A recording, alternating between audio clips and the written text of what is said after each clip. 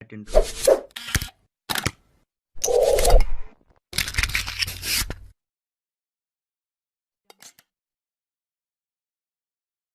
فضل سيدنا ومولانا محمدا صلى الله تعالى عليه وسلم على العالمين جميعا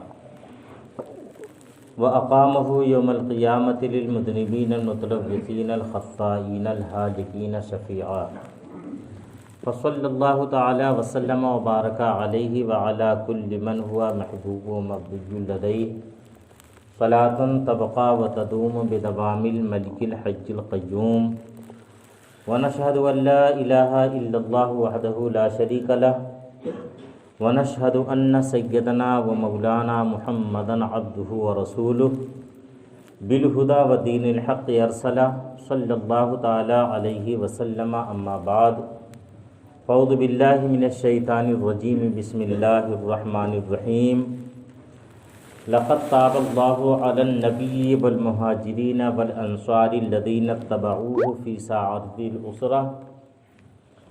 ساعة العسرة من بعد ما كاد يزيغ قلوب فريق منهم ثم تاب عليهم إنه بهم رؤوف رحيم وعلى الثلاثة الذين خلفوا حتى إذا ضاقت عليهم الأرض بما رحبت وضاقت عليهم أنفسهم وظنوا أن لا ملجأ من الله إلا إليه ثم تاب عليهم ليتوبوا إن الله هو التواب الرحيم صدق الله مولانا العظيم وبلغنا رسوله النبي الأمين الكريم ونحن على ذلك لمن الشاهدين والشاكرين والحمد لله رب العالمين۔ برادران ملت اسلامیہ، قابل قدر بزرگوں، نوجوان دوستوں، آئیے ہم آپ سب مل کر انتہائی ادب و احترام کے ساتھ اپنے و ساری کائنات کے مرکز عقیدت آقائے دو جہاں حضور رحمت عالم نور مجسم جناب احمد مصطفیٰ محمد عربی روحی فدا صلی اللہ تعالی علیہ وسلم کی بارگاہ اقدس میں درود پاک پڑھنے کی سعادتیں حاصل کر لیں اور پڑھیں اللہم صلی علی سیدنا مولانا محمد وعلی آل سیدنا مولانا محمد بعدد صلی وسلم۔ میرے ساتھ مل کر پڑھیں الصلاۃ والسلام علیک یا رسول اللہ، الصلاۃ والسلام علیک یا حبیب اللہ، الصلاۃ والسلام علیک یا نبی اللہ وعلی آلک وصحابک یا نور اللہ صلی اللہ تعالی علیہ وسلم۔ قرآن مقدس کی دو آیتیں آج میں نے پڑھ کر تلاوت کر کے اپنے آپ کو مشرف کیا ہے۔ یہ دونوں آیتیں سورہ توبہ کی ہیں اور انشاءاللہ انہی دونوں آیتوں کا ترجمہ اور اس کی تفسیر آپ حضرات کے سامنے آج پیش کرنے کی میں سعادت حاصل کروں گا۔ یہ دونوں آیتیں ان کا ترجمہ اور ان کی مختصر تفصیل پیش کرنے سے پہلے ہمیں ذہن میں یہ بات رکھنی ہوگی کہ یہ آیتیں کب نازل ہوئیں اور ان آیتوں کے پس منظر میں کون سا واقعہ رونما ہوا۔ یہ ہم سب جانتے ہیں اچھی طرح سے کہ قرآن مقدس ضرورت کے مطابق نازل ہوتا رہا۔ قرآن پاک کا حال ان سابقہ آسمانی کتابوں جیسا نہیں تھا جو حضور صلی اللہ تعالی علیہ وسلم سے پہلے انبیاء کرام پر نازل ہوئیں، یعنی توریت، زبور یا انجیل کی طرح قرآن کا معاملہ نہیں رہا۔ ان کتابوں کا معاملہ یا جو صحائف انبیاء کرام پر نازل ہوئے، چاہے حضرت آدم علیہ السلام پر یا حضرت ابراہیم علیہ السلام پر یا حضرت نوح علیہ السلام پر جو صحیفے نازل ہوئے، آج ان کا کوئی تصور نہیں ہے دنیا میں، وہ کتاب و صحیفے پائے نہیں جاتے، مگر ہمارا عقیدہ ہے کہ وہ صحیفے نازل ہوئے تھے، اس لیے کہ قرآن نے اس کی وضاحت فرمائی ہے اور رسول کونین صلی اللہ تعالیٰ علیہ وسلم نے باضابطہ اس کی تفصیل بیان فرمائی۔ اس لیے ان صحیفوں کا دنیا میں، ان صحیفوں کے وجود کا آج کی تاریخ میں دنیا میں کوئی تصور تو نہیں ہے، مگر ہمارا ایمان ہے۔ تو چاہے وہ صحیفے نازل ہوئے یا کتابیں نازل ہوئیں، ان کا یہ معمول رہا، ان کا یہ حال رہا کہ انبیاء کرام کو وہ یک بارگی کتابیں عطا فرما دی گئیں، چاہے زبور ہو یا توریت یا انجیل۔ حضرت موسیٰ علیہ السلام کو کوہ طور پر بلوایا گیا اور 40 دن انہوں نے وہاں پر قیام فرمایا، اور اس کے اسی دورانیے میں انہیں توریت عطا فرما دی گئی۔ حضرت عیسیٰ علیہ السلام کے ساتھ بھی ایسا ہی مرحلہ پیش آیا کہ انجیل انہیں ایک بارگی عطا فرما دی گئی۔ حضرت داؤد علیہ السلام کو بھی اللہ رب العزت نے زبور جو کتاب عطا فرمائی، وہ بھی ایک بارگی اللہ نے عطا فرمائی، مگر قرآن کا معاملہ الگ رہا۔ وہ کتابیں یا تو الواح کی شکل میں نازل ہوئیں اور یا تو تختیوں کی شکل میں نازل ہوئیں۔ تختیوں کی شکل میں وہ کتابیں پہلے نازل ہوئیں، اور مگر قرآن کا معاملہ سب سے الگ رہا، سب سے نمایاں رہا، اور سب سے نادر اور سب سے انوکھا اس کا معاملہ رہا کہ قرآن اس وقت نازل ہوتا جب کوئی واقعہ پیش آ جاتا۔ ایسا نہیں تھا ایک بارگی رسول کونین صلی اللہ تعالیٰ علیہ وسلم پر پورا قرآن نازل کر دیا گیا، نہیں، بلکہ رفتہ رفتہ نجمن نازل ہوا، تھوڑا تھوڑا کر کے قرآن مقدس نازل ہوا۔ جیسا واقعہ پیش آتا تھا اسی واقعے کے مطابق قرآن مقدس کی آیتیں نازل ہو جاتی تھیں، حتیٰ کہ رسول کونین صلی اللہ تعالیٰ علیہ وسلم اگر غار حرا میں ہیں تو وہاں قرآن پاک نازل ہوا، راستے میں ہیں وہاں قرآن پاک نازل ہوا، حجرہ عائشہ میں قرآن پاک نازل ہوا، مسجد نبوی شریف کے اندر قرآن پاک نازل ہوا، کہیں سفر میں ہے واقعہ پیش آیا تو وہاں قرآن پاک نازل ہوا۔ کہ قرآن مقدس رسول اکرم صلی اللہ تعالیٰ علیہ وسلم مکہ معظمہ میں رہے تب نازل ہوتا رہا، اور جب مدینہ طیبہ آ گئے تو قرآن مدینے میں نازل ہوتا رہا۔ اور قرآن کی یہ خوبی یہ ہے کہ قرآن پڑھا ہوا نازل ہوا، الواح کی شکل میں نازل نہیں ہوا۔ یہ ہم سب تفسیر جس موقع پر چل رہی تھی یہاں ہماری مسجد میں، تفسیر کا بیان جس وقت چل رہا تھا اس وقت میں نے بتلایا تھا اور میں نے یہ واضح کیا تھا کہ قرآن مقدس یہ پڑھا ہوا نازل ہوا۔ حضرت جبریل امین علیہ السلام بارگاہ مصطفیٰ صلی اللہ تعالیٰ علیہ وسلم میں قرآن کی آیت لے کر حاضر ہوتے اور وہ پڑھ کر سناتے، اور رسول کونین صلی اللہ تعالیٰ علیہ وسلم اسے حفظ فرما لیتے، اسے یاد فرما لیتے، اور پھر صحابہ کے درمیان آقا علیہ السلام قرآن کی اس آیت کی تلاوت فرماتے، صحابہ اسے یاد کر لیتے اور پھر کہیں پر لکھ لیا کرتے تھے۔ یہ قرآن کے نازل ہونے کا انداز تھا، مگر دوسری کتابیں الواح کی شکل میں یعنی لکھی ہوئی نازل ہوئی ہیں، قرآن پڑھا ہوا نازل ہوا ہے، اور لکھے ہوئے میں اور پڑھے ہوئے میں زمین و آسمان کا فرق ہوتا ہے۔ انسان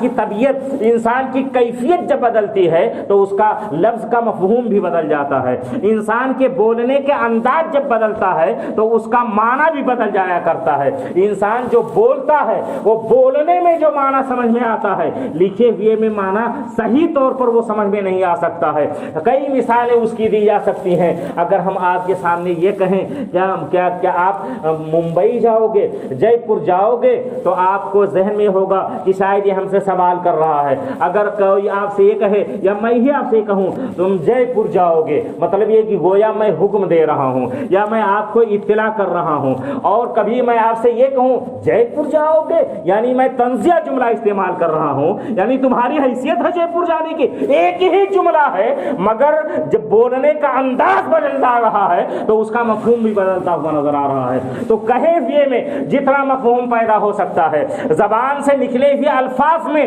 جو معنی پیدا ہو سکتا ہے، لکھے ہوئے میں وہ کئی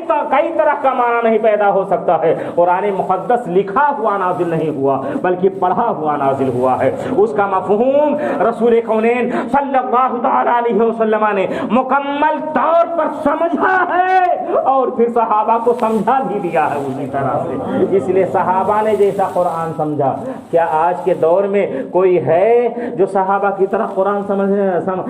سکے؟ اب اگر آج کا انسان قرآن پڑھنے والا، قرآن کی تلاوت کرنے والا اور کہیں سے مارکیٹ سے ترجمے والا قرآن لا کر کے اس کا ترجمہ پڑھ کر کے اور یہ کہنے لگا، یہ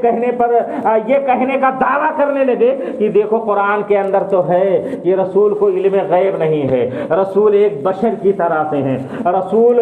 کو کوئی علم نہیں ہے، دیوار کے پیچھے کا علم نہیں ہے، تو بتاؤ آج کے جو ترجمہ دیکھ کر کے پڑھ رہا اس کا کہاں مانا جائے گا؟ یہ صحابہ کا کہاں مانا جائے گا؟ صحابہ نے تو مفہوم سمجھا ہے صحیح سے، صحابہ نے تو صحیح معنوں میں قرآن مقدس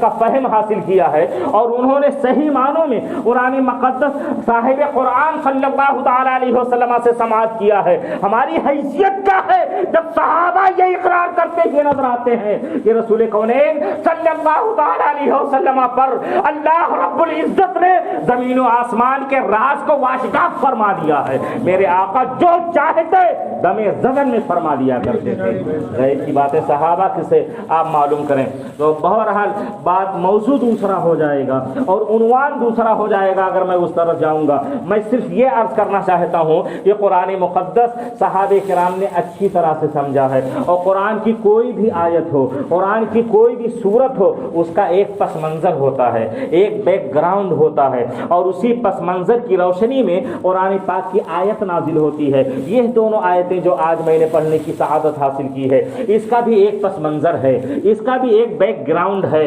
اور اس کے نازل ہونے کا بھی ایک سبب ہے. اللہ رب العزت ارشاد یہ فرما رہا ہے، یہ اے لوگوں سنو، اللہ نبی پر اور ان مہاجرین و انصار پر رحمت کے ساتھ متوجہ ہوا جن مہاجرین و انصار نے اسرت اور تنگی کے وقت بھی اپنے نبی کی پیروی کی اور اپنے نبی کی اتباع کی. اللہ ان پر رحمت کے ساتھ متوجہ ہوا، اللہ نے ان پر رحمت کے ساتھ توجہ فرمائی. یہ قرآن مقدس ارشاد فرماتا ہے کس پر؟ انصار و مہاجرین پر، یعنی صحابہ کرام پر اللہ اپنی رحمت کے ساتھ توجہ فرماتا. کون سے لوگ؟ کون سے مومنین پر؟ جو مومنین اور جو مسلمان اسرت کے موقع، اسرت کی گھڑی میں بھی، مشکل وقت میں بھی اپنے نبی کی پیروی کرتے ہوئے نظر آتے ہیں، اپنے نبی پر جان چھڑکتے ہوئے نظر آتے ہیں، ان کی اللہ رب العزت ان پر اپنی خاص رحمت نازل فرماتا ہے. یاد رکھیں یہ تو ایک خاص موقع پر قرآن کی آیت نازل ہوئی ہے مگر یہ صبح قیامت تک کے لیے ہے. وہ مسلمان اور وہ بندے مومن جو اسرت کے موقع پر، تنگی کے موقع پر، مشکل گھڑی کے وقت بھی اپنے نبی سے اپنا رشتے اتباع مضبوط کر کے رکھتا ہے، اللہ تعالیٰ کی رحمت اسے سہارا دیتی ہوئی نظر آتی ہے، اللہ کا کرم اس کا ساتھ دیتا ہوا نظر آتا ہے، اللہ کا فضل اس کی معیت کے اندر باضابطہ طور پر اس کو سہارا دیتا ہوا نظر آتا ہے. اس لیے چاہے تنگی کا وقت ہو یا خوشحالی کا موقع ہو، کبھی بھی کسی بھی موقع پر نبی کی پیروی سے منہ نہیں موڑنا چاہیے. یہی تو اللہ کا مقدس کلام ارشاد فرما، اللہ ان پر متوجہ ہوا اپنی رحمت کے ساتھ اور خاص طور پر ان تین لوگوں پر بھی، ان تین شخصوں پر بھی اللہ رب العزت نے اپنی رحمت کے ساتھ توجہ فرمائی جو اسرت کے بعد چھوڑ دیے گئے تھے، جن کا بائیکاٹ کر دیا گیا تھا. اللہ نے ان پر کرم فرمایا اور اللہ نے ان کی توبہ قبول فرما لی. جانتے ہیں یہ موقع، یہ کون سا موقع تھا؟ یہ جیسے اسرہ کا موقع تھا، یہ جنگ تبوک کا موقع تھا. ہم سب جانتے ہیں، اگر تاریخ اسلامی آپ نے پڑھی ہوگی، اگر اسلام کی تاریخ سے تھوڑا سا بھی شغف آپ کو ہوگا تو آپ کو معلوم ہوگا کہ یہ جنگ جسے جنگ تبوک کے نام سے یاد کیا جاتا ہے، یہ جنگ رسول کونین صلی اللہ تعالی علیہ وسلم کی ظاہری زندگی کی آخری جنگ تھی جس میں حضور رحمت عالم صلی اللہ تعالی علیہ وسلم نے شرکت فرمائی. یہ سن 9 ہجری رجب کا مہینہ تھا، سن 9 ہجری میں یہ جنگ ہوئی تھی اور اس کا معاملہ یہ تھا کہ مدینہ منورہ میں یہ خبر پھیلی اور کسی نے آ کر اطلاع دی کہ روم کا بادشاہ قیصر روم ایک بہت بڑا لشکر لے کر مدینہ طیبہ پر حملہ کرنے والا ہے، اس لیے مسلمانوں سنبھل جاؤ اور اپنے دفاع کی تیاری کر لو۔ رسول کونین صلی اللہ تعالی علیہ وسلم نے صحابہ کرام کو اکٹھا فرمایا اور ان سے مشورہ فرمایا، اور پھر حضور رحمت عالم صلی اللہ تعالی علیہ وسلم نے انہیں حکم عطا فرمایا کہ ہماری منشا یہ ہے اور ہم یہ چاہتے ہیں کہ ان کا لشکر آنے سے پہلے، ان کا لشکر ان کے مقام سے روانہ ہونے سے پہلے ہم لوگ آگے بڑھ کر کے مقابلہ کریں گے، تاکہ ہمارا رعب ان کے سینوں کے اندر جم جائے اور ہمارا دبدبہ قائم ہو جائے۔ ہم مدینہ طیبہ کے اندر بیٹھ کر ہم دشمن کا انتظار نہیں کریں گے، بلکہ ہم آگے بڑھ کر کے اپنا دفاع کریں گے، آگے بڑھ کر کے ہم اپنا بچاؤ کرتے ہوئے نظر آئیں گے۔ رسول کونین صلی اللہ تعالی علیہ وسلم کا یہ اعلان فرمانا تھا کہ صحابہ کرام کے مجمع کے اندر ایک جوش پیدا ہو جاتا ہے، ایک ولولہ، ایک امنگ، ایک حوصلہ پیدا ہو جاتا ہے، اور 30,000 صحابہ کرام عالم نبوی کے نیچے اکٹھا ہو جاتے ہیں، رسول کونین صلی اللہ تعالی علیہ وسلم کے جھنڈے کے نیچے اور اسلامی جھنڈے کے نیچے 30,000 مجاہدین کا لشکر اکٹھا ہو جاتا ہے۔ مگر سب سے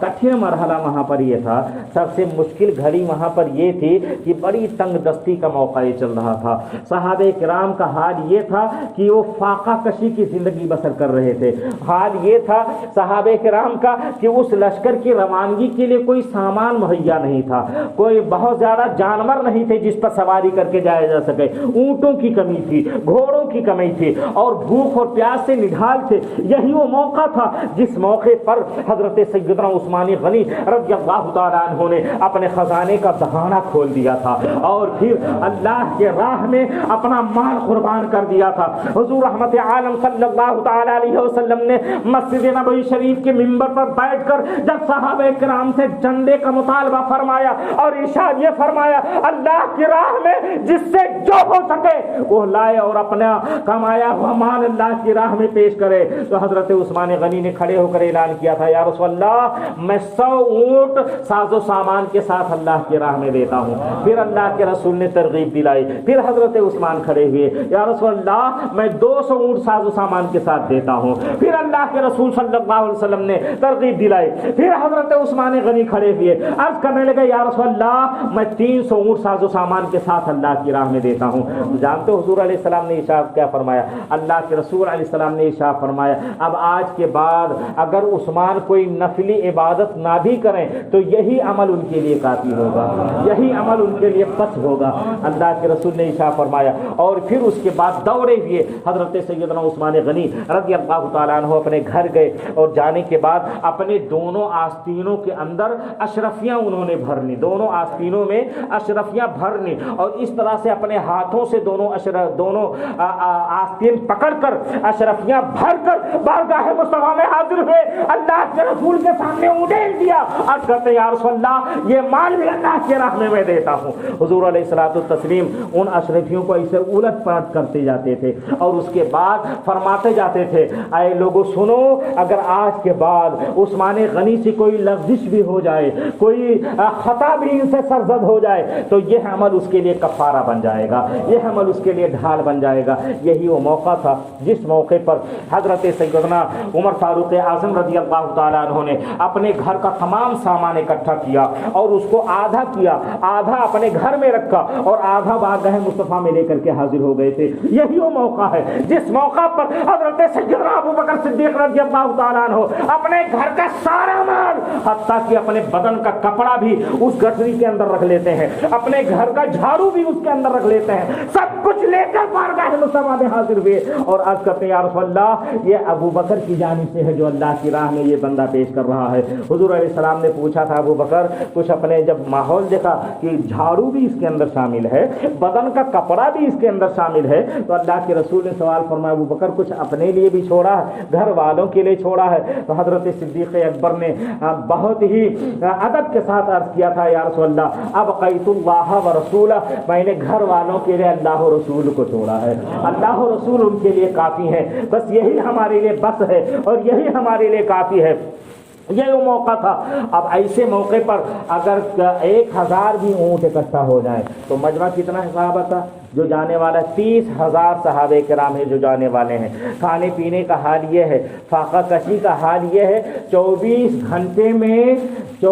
گھنٹے میں ایک بار کھانا، وہ بھی کھانا نہیں مل رہا ہے۔ راستے میں جو مشکلیں پیش آئیں، تمازت دھوپ کی تپش اور بڑی شدت کی دھوپ پڑ رہی ہے، ایسے ماحول میں پیاس کا یہ عالم ہے کہ صحابہ جاں بلب نظر آتے۔ اور جب کبھی ایسا ہوتا کہ محسوس یہ ہوتا کہ شاید پیاس کی وجہ سے جان چلی جائے گی تو اونٹ کو ذبح کیا جاتا، اس کے جھلی کے اندر جو پانی ہوتا اس پانی کو نکالا جاتا اور صحابہ اسے چند قطرات چند لوگ پی کر کے پھر اپنی جان بچاتے۔ اور کھانے کا حال یہ تھا، ایک ایک کھجور پر کئی صحابہ بسر کرتے تھے، کئی صحابہ گزر کرتے ہوئے نظر آتے تھے۔ ایک صحابی اپنے منہ میں ایک کھجور رکھ کر چوستا اور اس کے بعد نکال کر دوسرے صحابی کو دے دیتا، دوسرا صحابی منہ میں رکھ کر کے چوستا اور اس کے بعد تیسرے صحابی کو دے دیتا۔ 24 گھنٹے میں ایک بار ایسا مرحلہ پیش ہوتا تھا۔ اور پھر ایک اونٹ پر 10 صحابہ کرام سواری فرماتے تھے۔ کیسے؟ ایک صحابی ایک منزل تک، پھر دوسرے کی باری آتی، پھر تیسرے کی باری آتی۔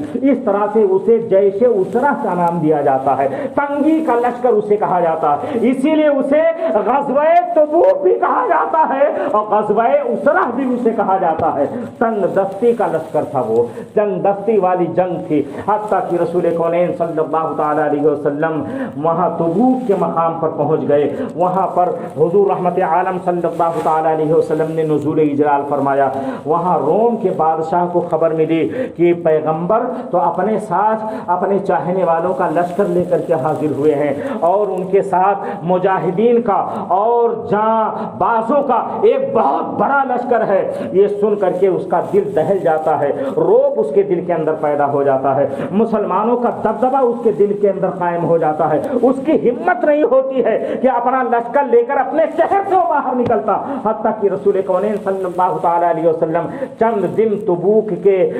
جگہ پر قیام فرماتے ہیں۔ اچھی طرح اپنا رعب پیدا فرمانے کے بعد، اچھی طرح اپنا دبدبہ قائم فرمانے کے بعد یہ پورا لشکر مدینہ طیبہ لوٹ کر آ جاتا ہے۔ کوئی جنگ کوئی جھڑپ اس کے اندر نہیں ہوئی ہے۔ جب مدینہ طیبہ حضور علیہ السلام تشریف لے آئے تو وہ منافقین جنہوں نے زبانی کلمہ پڑھا تھا، جنہوں نے ظاہری طور پر صرف کلمہ پڑھا تھا، دل سے جنہوں نے اسلام قبول نہیں کیا تھا، جن کی تعداد تقریباً 80 تھی، یہ سب کے سب باری باری بارگاہ مصطفیٰ میں حاضر ہوتے اور حاضر ہونے کے بعد میں اپنا عذر بیان پیش کرتے، میں بیمار ہو گیا تھا، میرے گھر میں فلاں کام پڑ گیا تھا، میرا جانور بیمار ہو گیا تھا، میرا جانور چرانے والا کوئی، یعنی عجیب طرح کی عذر پیش کرنے لگے بارگاہ مصطفیٰ میں۔ اللہ رب العزت نے پہلے ہی آیت کریمہ نازل فرما کر کے پیغمبر اعظم صلی اللہ تعالی علیہ وسلم کو خبردار فرما دیا تھا، نبی تم جا رہے ہو، میرے محبوب جا رہے ہو،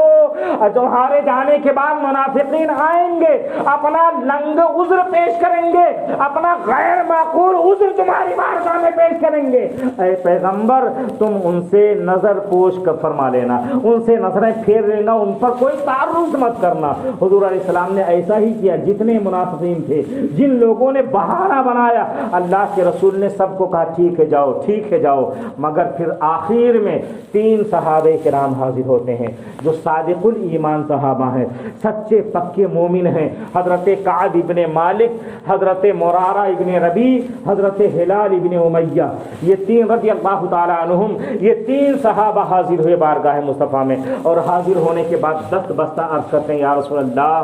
ہم جو ہے ہمارے پاس کوئی عذر نہیں ہے، ہمارے پاس کوئی بہانہ نہیں ہے، ہم سچی بات آپ کی بارگاہ میں پیش کرنا چاہتے ہیں، ہم صرف کاہلی کی وجہ سے نہیں گئے تھے، اپنی سستی کی وجہ سے یا رسول اللہ ہم نہیں گئے تھے، صرف اپنی کہولت کی وجہ سے یا رسول اللہ ہم نہیں گئے تھے، آپ ہمیں معاف فرما دیجئے۔ حضور علیہ الصلوۃ والتسلیم نے ان کا چہرہ دیکھا اور توقف فرمایا اور یہ ارشاد فرمایا کہ تمہارے بارے میں جب تک اللہ تعالیٰ کی جانب سے کوئی فیصلہ نہیں ہوگا اس وقت تک تمہارا فیصلہ نہیں کیا جائے گا، جب تک اللہ کا کوئی فیصلہ نازل نہیں ہو جاتا، جب تک قرآن کی کوئی آیت تمہارے حق میں نازل نہیں ہو جاتی، اس وقت تک تمام مسلمانوں کے درمیان یہ اعلان کیا جاتا ہے کہ ان کا سوشل بائیکاٹ کیا جائے گا، ان سے نہ کوئی سلام کرے گا، نہ کلام کرے گا، نہ خرید و فروخت کرے گا، اور نہ ہی کوئی ان سے ملاقات کرے گا، نہ ہی مصافحہ مصافحہ کرے گا، نہ کوئی ان کے گھر جائے گا، نہ کوئی ان کے ساتھ بیٹھے گا، یہ سب بالکل سوشل بائیکاٹ کر دیا جائے۔ اب حال یہ ہو گیا کہ ان صحابہ کرام سے کوئی بولنا تو درکنار، سلام کرنا بھی کوئی زمانہ نہیں کرتا تھا، حتیٰ کہ اگر یہ سلام کرتے تھے تو صحابہ اپنا چہرہ پھیر لیتے تھے۔ بارگاہ مصطفیٰ میں اگر یہ سلام کرتے تھے، حضور علیہ الصلوۃ والتسلیم اپنا چہرہ انور پھیر لیا کرتے تھے۔ حضرت کعب بن مالک بیان فرماتے ہیں، ان کا بیان باضابطہ بخاری شریف کے اندر موجود ہے، مسلم شریف میں اور دیگر حدیث کی کتابوں کے اندر موجود ہے۔ حضرت کعب بن مالک بیان فرماتے ہیں کہ ہمارے دونوں ساتھی تو تھوڑا کمزور تھے ذہنی اعتبار سے، اس لیے وہ لوگوں کے طعن و تشنیع برداشت نہ کر سکے، اور لوگوں کا یہ رویہ ان کے برداشت سے باہر رہا، وہ اپنے گھر کے اندر چھپ کر بیٹھ گئے۔ مگر میں جوان تھا، میں شہزور تھا، میرے اندر تحمل کی طاقت زیادہ تھی، میرے اندر برداشت کی قوت زیادہ تھی، اس لیے میں مسلمانوں کے درمیان پھرتا تھا، میں بازار بھی جاتا تھا، لوگوں سے سلام کرتا تھا مگر کوئی میرے سلام کا جواب نہیں دیتا تھا، میں مسجد نبوی شریف میں جا کر نماز ادا کرتا تھا، جب رسول کونین صلی اللہ تعالیٰ علیہ وسلم مسجد کے اندر موجود ہوتے، جب میں آقا کی طرف دیکھتا تھا تو حضور علیہ السلام اپنا چہرہ پھیر لیتے تھے۔ اور حضرت کعب بیان فرماتے ہیں کہ جب میں نماز پڑھ رہا ہوتا تھا تو میں اپنی کنکھیوں سے دیکھتا تھا، اپنے گوشے چشم سے دیکھتا تھا، اپنے آنکھوں کے کنارے سے میں دیکھتا تھا کہ اللہ کے رسول محبت بھری نظروں سے مجھے دیکھ رہے ہیں۔ جب نماز میں ہوتا تھا تب اللہ کے رسول کا یہ حال تھا، اور جب میں سلام پھیرنے کے بعد حضور علیہ السلام کی جانب متوجہ ہوتا تو آقا علیہ السلام اپنا چہرہ پھیر لیتے تھے۔ حضرت کعب بن مالک فرماتے ہیں یہ 40 دن تک اس طرح سے سوشل بائیکاٹ رہا، دل پر ہمارے ایسا غم ٹوٹ پڑا تھا کہ اگر ہمارا پورا خاندان بھی مر جاتا تو ہمیں اتنا غم نہ ہوتا جتنا غم ان 40 دنوں میں میں نے اٹھایا ہے۔ 40 دن کی مدت گزرنے کے بعد اللہ کے رسول صلی اللہ تعالی علیہ وسلم نے ان تینوں حضرات کی بیویوں کو بلوایا اور ارشاد فرمایا آج کے بعد تم بھی ان سے اپنا رشتہ توڑ دو، آج کے بعد تم بھی اپنا بستر الگ کر لو، اپنا کھانا پینا ان سے الگ کر لو، ایک جس طرح سے قیدی کو کھانا دیا جاتا ہے ایسے دور سے انہیں کھانا دے دو اور اپنا بستر ان سے الگ کر لو۔ آپ جانتے ہیں اللہ کے رسول صلی اللہ تعالی علیہ وسلم کا فرمان جب کسی کے لیے ہو جائے تو وہ فرمان صرف فرمان مصطفیٰ نہیں رہتا بلکہ وہ فرض عین ہو جایا کرتا تھا۔ اور پھر وہ بیویاں بھی کس طرح سے وفا شعار بیویاں تھیں، کس طرح سے اللہ رسول کی فرما بردار تھیں کہ حضور رحمت عالم صلی اللہ تعالی علیہ وسلم نے ان سے فرما دیا تو انہوں نے اپنے شوہروں سے مقاطعہ کر لیا، اپنے شوہروں سے اپنا بستر ان لوگوں نے الگ کر دیا۔ حضرت کعب بن مالک فرماتے ہیں یہ اس دن اس قدر جاں گسل تھے کہ طبیعت یہ چاہتی تھی کہ کہیں جا کر جان دے دیں، مگر پھر یہ خیال آتا تھا کہ اگر میری جان چلی گئی، اگر میں انتقال کر گیا اسی حالت میں تو اللہ کے رسول میری نماز جنازہ بھی نہیں پڑھائیں گے، پھر کیا ہوگا۔ حضرت کعب بن مالک فرماتے ان دنوں جو سب سے زیادہ تکلیف اور سب سے زیادہ غم ہمیں لاحق تھا وہ یہی غم تھا کہ اگر ان دنوں میں ہم میں سے کسی کا انتقال ہو گیا تو اللہ کے رسول صلی اللہ تعالی علیہ وسلم نہ تو میری نماز جنازہ پڑھائیں گے اور نہ ہی مسلمان مجھے کاندھا دیں گے اور نہ ہی میرے غسل اور کفن وغیرہ کا مسلمانوں کی جانب سے انتظام کیا جائے گا، اور اگر خدا نخواستہ اسی درمیان میں رسول کونین صلی اللہ تعالی علیہ وسلم کا وصال ہو گیا تو میں زندگی تو اپنی پوری جی لوں گا، مگر زندگی گزر جانے کے بعد جب میں مروں گا تو کوئی صحابی مجھے ہاتھ لگانے کے لیے تیار نہیں ہوگا۔ سب سے بڑا غم مجھے لاحق تھا، میں روتا رہتا تھا رات کی تنہائیوں میں اور دن کے اجالے میں، میں لوگوں سے اپنا غم بانٹنا چاہتا تھا مگر وائر میری قسمت کہ کوئی بھی میرا غم سننے کے لیے تیار نہیں تھا۔ اور سب سے بڑا امتحان کا وقت تو اس دم آیا، وہ گھڑی سب سے بڑے امتحان کی گھڑی تھی جب میں بازار میں چلا جا رہا تھا اور ایک کسان کی طرح اپنے سر پر رومال باندھے ہوئے میرا نام لے کر کے لوگوں سے مجھے پوچھ رہا تھا میرے بارے میں اور مجھے تلاش کر رہا تھا۔ میں نے دیکھا کہ لوگ میری جانب سے انگلی سے ایسے اشارہ کرتے تھے، کوئی مجھے دیکھتا نہیں تھا بلکہ خالی انگلی سے ایسے اشارہ کر دیتے تھے۔ وہ کسان دوڑا ہوا آیا اور ملوک غسان بادشاہ کا मुल्क शाम की सरहद पर जो बादशाह था, जिसको मुलूक गस्सान के नाम से याद किया जाता है, उसका एक खत उसने पेश किया। उस खत को जब मैंने खोला, हजरत काब बिन मालिक फरमाते हैं, जब उस खत को मैंने खोला तो उसमें लिखा हुआ था, ऐ काब बिन मालिक, मैंने सुना है कि तुम्हारे नबी ने तुम पर बड़ा जुल्म किया है, तुम ऐसा करो, तुम अपने नबी को छोड़ दो, मदीने को छोड़ दो और मेरे पास आ जाओ, मैं अपना मुसाहिब तुम्हें बना लूंगा, मैं अपना हमनशीन तुम्हें बना लूंगा, अपने दरबार में अच्छा ओहदा दूंगा। अगर उन्होंने छोड़ दिया तो क्या हुआ, मैं बादशाह हूं, तुम्हारा साथ देने के लिए तैयार हूं। हजरत काब बिन मालिक फरमाते हैं, जब ये खत पढ़ा मैंने तो मेरी आंखों से आंसू जारी हो जाते हैं। मैं समझ गया कि अल्लाह रब्बुल इज्जत की जानिब से मेरे ईमान का इम्तिहान लिया जा रहा है, रसूल अकरम सल्लल्लाहु तआला अलैहि वसल्लम की मोहब्बत का इम्तिहान लिया जा रहा है और मेरे इज़ान और ईकान का इम्तिहान लिया जा रहा है। हजरत काब बिन मालिक फरमाते हैं, वहीं नानबाई रोटी बना रहा था, उसका तन्नूर जल रहा था, आग जल रही थी। मैंने खत को उस आग के अंदर डाल दिया और खत लाने वाले से मैंने कहा, जाओ और अपने बादशाह से कह देना कि उसके खत का यही जवाब है। उसके बाद इस तरह से 10 दिन और गुजर जाते हैं। 40 दिन वो पहले गुजरे थे और 10 दिन ये गुजर जाते हैं। अपनी बीवियों से भी अलहदा कर लिए गए। हजरत काब बिन मालिक फरमाते हैं, उसी दरमियान में मेरे चचाजाद भाई अबू कतादा, हजरत अबू कतादा रज़ी अल्लाह तआला अन्हु को एक बार मैंने देखा, मेरे घर के करीब से गुजर रहे हैं और वो जो है, मैं अपने घर के छत पर था, मैंने उन्हें रोका तो रुक तो गए वो, मगर मेरी जानिब उन्होंने अपना चेहरा नहीं किया। मैंने उन्हें कसम दे करके फरमाया कि ऐ अबू कतादा, तुम्हें कसम है अल्लाह के इज्जत व जलाल की, बताओ क्या मैं अल्लाह और रसूल से मोहब्बत नहीं करता? हजरत अबू कतादा ने कोई जवाब नहीं दिया। फिर जनाब ये कहते हैं कि मैंने फिर दोबारा उन्हें कसम दी, कोई जवाब नहीं दिया। फिर तीसरी मर्तबा मैंने उन्हें कसम दे करके सवाल किया, अबू कतादा कसम है अल्लाह और रसूल की, बताओ क्या मैं अल्लाह और रसूल से मोहब्बत नहीं करता? हजरत अबू कतादा ने एक जुमला कहा, वल्लाहु आलमु व रसूलुहु, अल्लाह और रसूल ज्यादा जानते हैं, हमें कुछ नहीं मालूम, बस हम तो फरमाबरदार हैं रसूल के, अल्लाह के रसूल ने जो फरमा दिया हम वही काम अंजाम दे रहे हैं। ये कह करके हजरत अबू कतादा रज़ी अल्लाह तआला अन्हु वापस चले जाते हैं। इस तरह से 50 दिन गुजर जाते हैं। जब 50 दिन मुकम्मल हो गए तो हुजूर रहमत आलम सल्लल्लाहु तआला अलैहि वसल्लम तहज्जुद की नमाज से पहले बेदार हुए और फिर अचानक लबहाए नबूवत पर मुस्कुराहट खेलने लगी। हुजूर अलैहिस्सलातु तस्लीम मुस्कुराने लगे। हजरत सैयदा उम्मे सलमा रज़ी अल्लाहु तआला अन्हा के हुजरे मुबारक में हुजूर रहमत आलम सल्लल्लाहु तआला अलैहि वसल्लम तशरीफ फरमा थे और वहीं पर जब हजरत उम्मे सलमा ने देखा आका अलैहिस्सलाम मुस्कुरा रहे हैं तो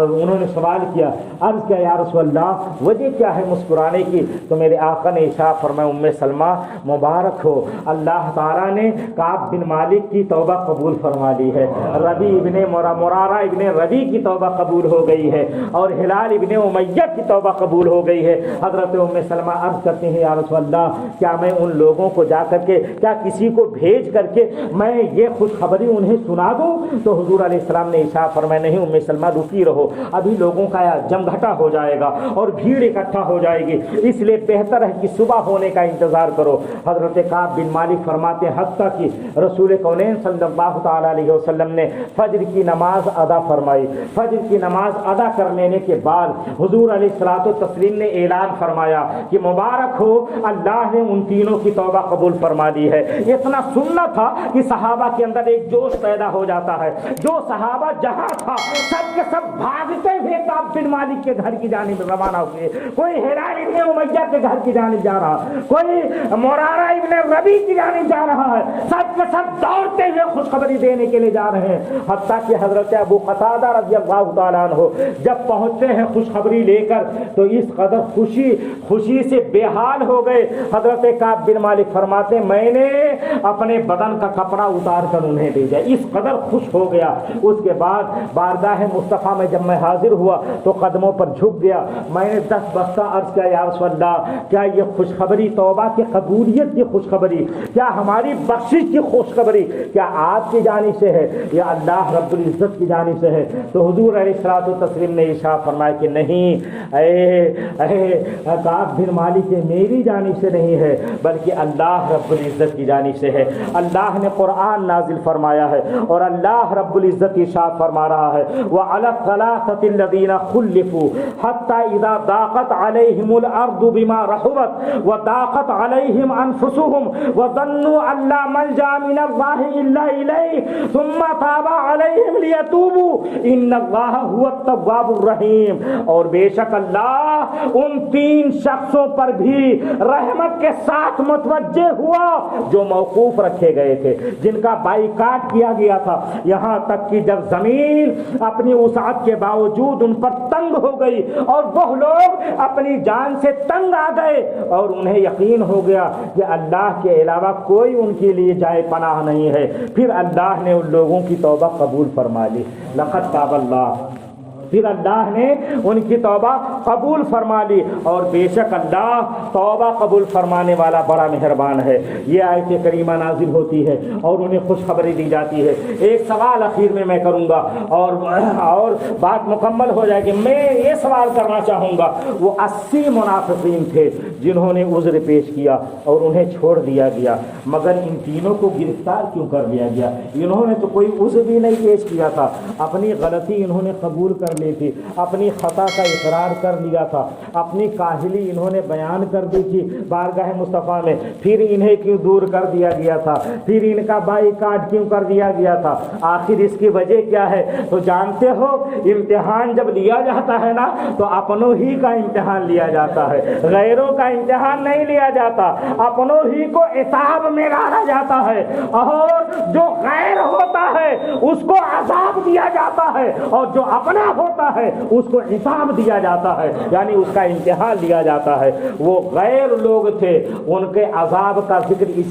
اسی صورت کے اندر ہے، اسی صورت میں سورہ توبہ ہی میں ان کے عذاب کا تذکرہ ہے کہ ان کے لیے دردناک عذاب ہے، مگر چونکہ یہ اپنے لوگ تھے ان پر عتاب کیا گیا، ان کا سوشل بائیکاٹ کیا گیا اور ان کو امتحان میں ڈالا گیا، انہیں آزمائش میں ڈالا گیا۔ جو اپنا ہوتا ہے اور جو جتنا زیادہ قریبی ہوتا ہے اس کا امتحان بھی اتنا زیادہ بڑا ہوتا ہے۔ حضرت سلیمان علیہ السلام کا واقعہ لے لیں، انہوں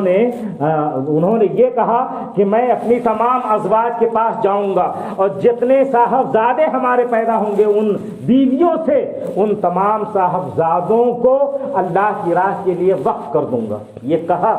حضرت سلیمان علیہ السلام نے، مگر ہوا کیا؟ انشاءاللہ انہوں نے نہیں کہا۔ لفظ انشاءاللہ کہنا تسامح ہو گیا، ان سے تسامح ہو گیا، نسیان واقع ہو گیا، انشاءاللہ نہیں کہا، مگر اس کا انجام کیا ہوا؟ تمام بیویاں حاملہ ہوئیں مگر کوئی بھی بچہ نہ جن سکی، سارے بچے ضائع ہو گئے۔ کیا؟ جو جتنا قریبی ہوتا ہے نا اس کا امتحان بھی اتنا ہی زیادہ بڑا ہوتا ہے۔ حضور علیہ السلام نے ارشاد فرمایا کہ مومنین میں سب سے زیادہ اللہ کی راہ میں اگر کسی کو تکلیف دی گئی ہے تو حضرات انبیاء کرام ہیں، اور انبیاء کرام میں سب سے زیادہ اگر کسی کو ستایا گیا ہے تو میں، سب سے زیادہ اگر کسی کا امتحان لیا گیا ہے تو سرکار فرماتے ہیں میں۔ تو یہ اپنے جو ہوتے ہیں انہی کا امتحان لیا جاتا ہے۔ وہ 3 لوگ اپنے تھے اس لیے ان کا امتحان لیا گیا۔ اور یہیں پر یہ بھی پتہ چلا کہ چاہے اسرت کا موقع ہو، تنگ دستی کا ماحول ہو یا خوشحالی کا ماحول ہو، کسی بھی حال میں اللہ و رسول کی فرما برداری ترک نہیں کرنا چاہیے، ٹھنڈی ہو چاہے گرمی ہو، ہر موسم میں اللہ و رسول کی فرما برداری ضروری ہے۔ اللہ تعالی ہمیں اور آپ سب کو عمل صالح کی توفیق عطا فرمائے اور رسول کونین صلی اللہ تعالی علیہ وسلم کے صدقے میں دارین کی سعادتوں سے ہم سب کو مالا مال فرمائے۔ آمین آمین بجاہ سید المرسلین وما علینا